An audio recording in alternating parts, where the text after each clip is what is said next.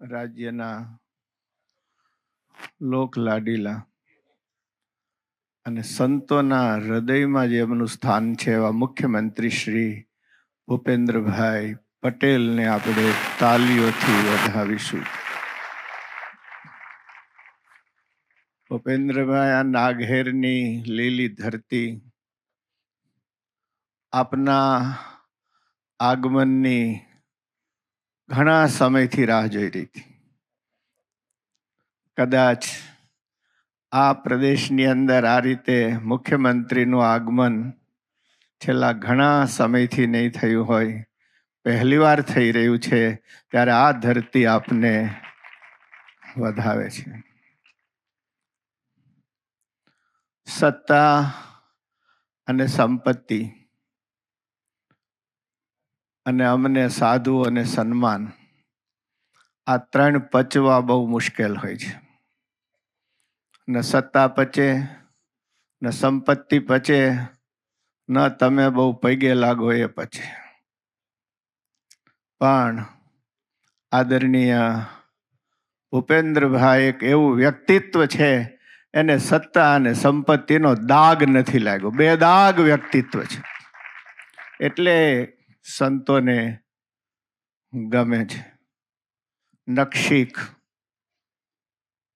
ધર્મમય જીવન જીવનાર વ્યક્તિત્વ છે.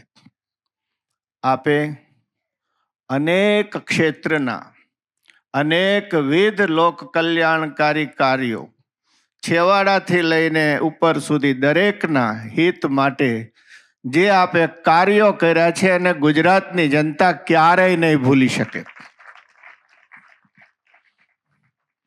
એમાંય ખાસ કરીને અમારા સોમનાથ દાદાને ફરતી તમે જગ્યા મોકલી કરી.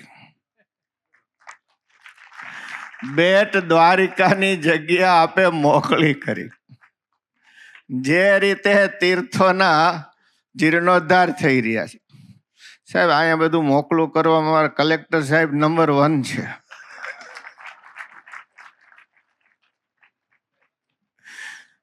આદરણીય ભાઈ, આ નદી દ્રોણેશ્વર દાદા 5000 વર્ષ જૂનું તીર્થ, 65માં ગુરુદેવ શાસ્ત્રીજી મહારાજ અહીંયા ગ્રહણ ઉજવવા પધારેલા, ત્યારે આ કાંઠે દ્રષ્ટિ કરી અને સ્વામી બોલ્યા હતા કે ગુરુકુલ તો આવી ગીરમાં શોભે.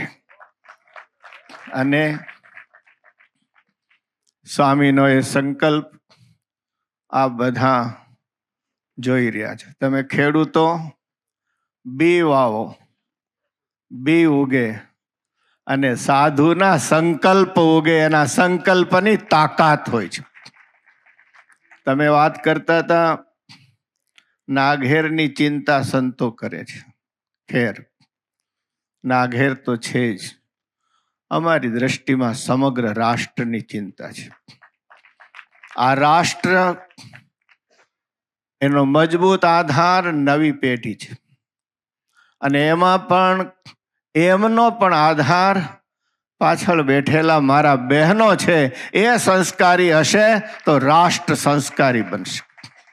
અમારી મર્યાદાઓ વ્યક્તિગત હોય છે, પણ એ મર્યાદાઓની સાથે પણ વિવેકપૂર્વક માર્ગ નીકળી શકે છે. આજે આ પ્રદેશને આપણા લોક લાડીલા મુખ્યમંત્રી શ્રી ભૂપેન્દ્રભાઈ પટેલના વરદ હસ્તે શિલાન્યાસ સાથે એક ઐતિહાસિક કાર્ય, 500 દીકરીઓ ફ્રી ભણે એવો છાત્રાવાસનું આ એક નિર્માણ થઈ રહ્યું છે. વાલા ભક્તજનો, આપણા શાસ્ત્રોએ કીધું છે 10 પુત્ર સમા કન્યા, શત પુત્ર સમો વૃક્ષ. 10 દીકરા બરાબર બાપ. એક દીકરી છે, એ દીકરીના જતન માટે થવું જોઈએ. અને 100 પુત્ર સમાન એક વૃક્ષ છે. ગીરની પ્રજાએ હવે વૃક્ષો ઉપર રહેમ રાખવાની જરૂર છે. જ્યારે અહીંયા વિચાર થયો, ટોટલ પ્રોજેક્ટ લગભગ 16 થી 17 કરોડનો છે.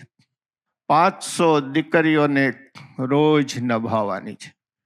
નભાવવાની નથી, એ માતૃશક્તિની સેવા કરવાની છે.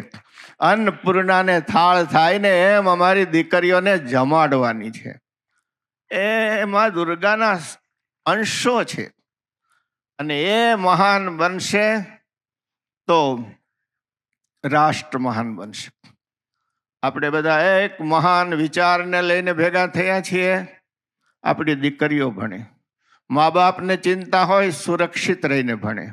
મા બાપને હું એ કહીશ ખાલી સુરક્ષાની ચિંતા ન કરતા અહીંયા એવી દીકરીઓ થશે એ એટેક પણ શીખશે અને ડિફેન્સ પણ શીખશે. એટલે જ હનુમાનજી મહારાજની આ સ્થાપના કરી છે. એક ઐતિહાસિક કાર્ય આદરણીય ભૂપેન્દ્રભાઈની નાઘેરમાં પ્રથમ પધરામણીએ જ્યારે સિદ્ધ થઈ રહ્યું છે ત્યારે ભગવાનને પ્રાર્થના કરીએ આપણે બધા સાથે મળીને આપણા મહાન રાષ્ટ્રનું નિર્માણ કરીએ. અસ્તુ. ધન્યવાદ. જય સ્વામિનારાયણ. જય સિયારામ. જય શ્રી કૃષ્ણ. જય ભારત.